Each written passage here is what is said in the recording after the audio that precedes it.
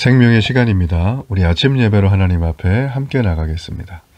오늘은 마태복음 21장 33절에서 46절까지의 말씀을 우리 함께 읽으시고 하나님 말씀을 나누겠습니다. 다른 한 비유를 들으라. 한 집 주인이 포도원을 만들어 산 울타리로 두르고 거기에 집자는 틀을 만들고 망대를 짓고 농부들에게 세로 주고 타국에 갔더니 열매 거둘 때가 가까움에 그 열매를 받으려고 자기 종들을 농부들에게 보내니 농부들이 종들을 잡아 하나는 심히 때리고 하나는 죽이고 하나는 돌로 쳤거늘 다시 다른 종들을 처음보다 많이 보내니 그들에게도 그렇게 하였는지라.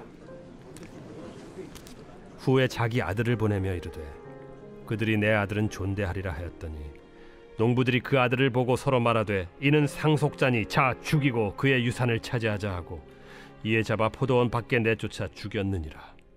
그러면 포도원 주인이 올 때 그 농부들을 어떻게 하겠느냐?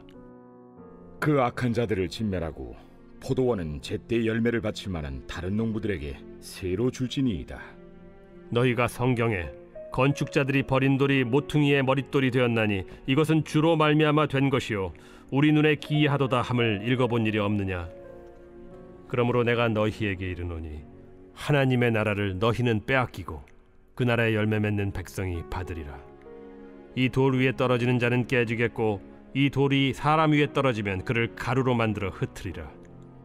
대제사장들과 바리새인들이 예수의 비유를 듣고 자기들을 가리켜 말씀하심인 줄을 알고 잡고자 하나 무리를 무서워하니 이는 그들이 예수를 선지자로 알미었더라.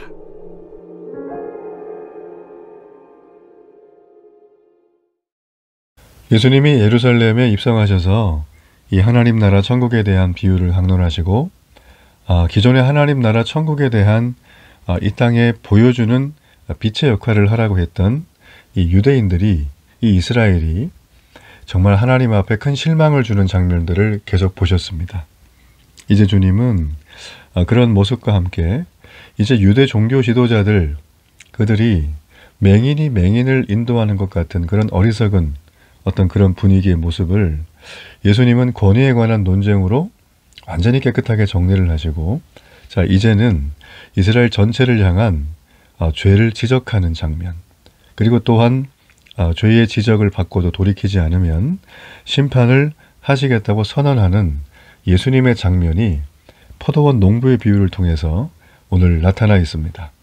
자, 어떤 내용인가 한번 살펴보겠습니다. 당시 이스라엘은 이 다른 로마의 지배를 받고 있는 나라들처럼 대단히 정말 삶이 쉽지 않았습니다. 그러나 그 중에도 땅을 갖고 있었던 지주들은 그 땅을 이 농부에게 맡깁니다. 소작농들이죠. 그리고 더 사람이 많고 편리한 대부분 도시로 나가서 사는 것이 일반적이었습니다. 이 지주가 직접 소작농을 만나지는 않습니다. 한 해 동안에 이 소작료 이걸 받기 위해서 대부분 종을 보내죠. 오늘 예수님이 말씀하시는 비유에도 이 집주인은 포도원을 만들어서 농부들에게 맡기고 타국으로 떠났습니다. 열매를 거둘 때가 돼서 이 종들을 농부에게 보냈거든요. 그랬더니 농부들이 이 종을 때리고 다른 한 명은 죽이고 마지막 한 명은 돌로 쳤습니다. 자, 이거는 마치 이스라엘이 오랜 세월 동안 하나님이 보내신 선지자들을 박해하고 죽인 것과 같습니다. 포도원 주인은 다시 더 많은 종을 보냈습니다. 이번에도 농부들은 종들을 죽이거나 박해를 했습니다. 자, 이에 포도원 주인은 자신의 아들 상속자를 포도원에 보냅니다. 그러자 이 농부들은 상속자이니까 이를 죽이면 포도원은 우리 것이 되겠다. 자, 이런 생각을 하고 이 포도원 밖에서 이 아들을 죽이게 됩니다.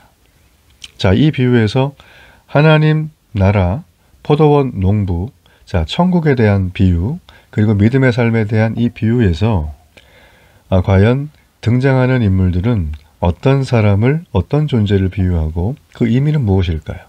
자, 여기에 보면 집주인은 하나님이세요. 농부는 종교 지도자들입니다. 권위에 대한 논쟁을 나눴던 그들이죠. 또 포도원은 이스라엘이고 종들은 선지자입니다. 아들은 예수님이에요. 그러니까 하나님은 이스라엘을 택하시고 복을 주셨지만 그들은 하나님의 선지자를 박해하고 죽였습니다. 결국 예수님까지 예루살렘 밖에 골고다에서 십자가형으로 죽이는 일들을 그들이 했습니다.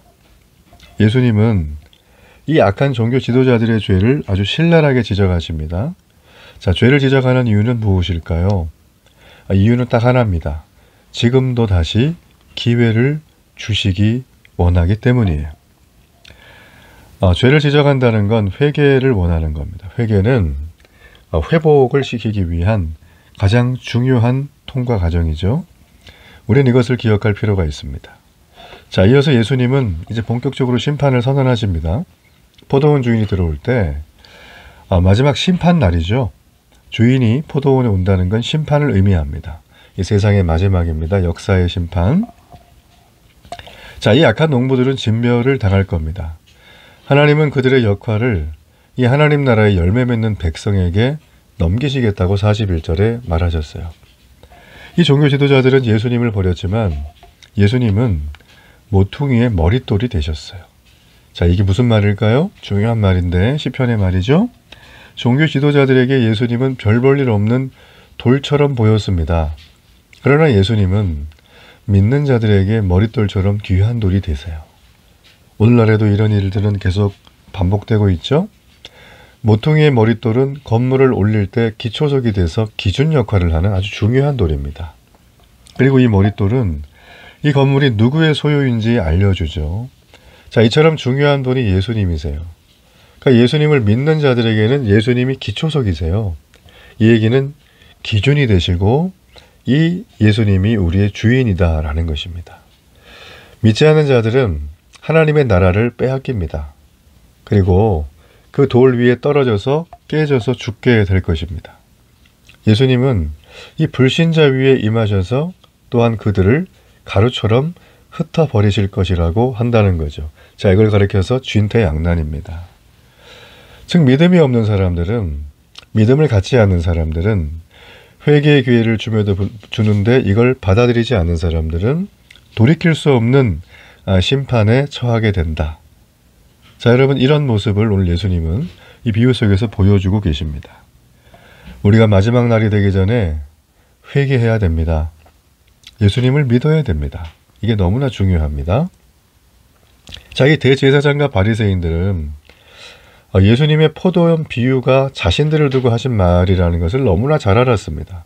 그래서 예수님을 잡으려고 했지만 예수님을 찬양하고 메시아라고 여기는 무리 때문에 어떻게 할 수가 없었습니다. 자, 여러분, 여기에서 우리가 볼 수 있는 굉장히 중요한 하나의 태도가 있어요. 우리의 모습이기도 한데, 지금 이 종교 지도자들은 하나님이신 예수님이 하시는 말씀을 듣고도 전혀 두려워하지 않습니다. 대신에 사람들은 무서워하는 모순을 지니고 있습니다. 오늘날 우리가 두려워할 대상이 누굴까요? 세상이 아니라 하나님을 두려워할 줄 알아야 됩니다. 많은 교회들이 길을 잃어버리는 건 바로 하나님을 두려워하는 게 아니라 세상을 두려워하기 때문입니다. 자, 이들은 결국 하나님 나라를 빼앗기죠. 본인들이 거부했던 예수님으로 인해 완전히 진멸당하고 말 것입니다.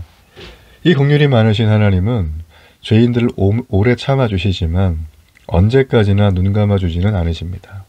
우리는 이 경외심을 가지고 아들까지 보내주신 이 은혜에 감사하며 살아야 된다라는 것이죠. 내게 맡겨준 포도원을 정말 잘 관리해야 됩니다. 복음을 전하고 이웃을 섬기며 이 하나님 나라를 넓혀가는 일에 우리의 삶의 모든 걸 드려야 합니다. 그런 은혜가 있기를 축복합니다. 결단의 기도를 드립니다. 살아계신 하나님, 오늘도 심판을 선언하시는 예수님을 보며 이제 주님 앞에 엎드리며 은혜를 구하며 회개합니다. 주여, 우리를 불쌍히 여기시고 살려 주옵소서. 예수님 이름으로 기도합니다. 아멘.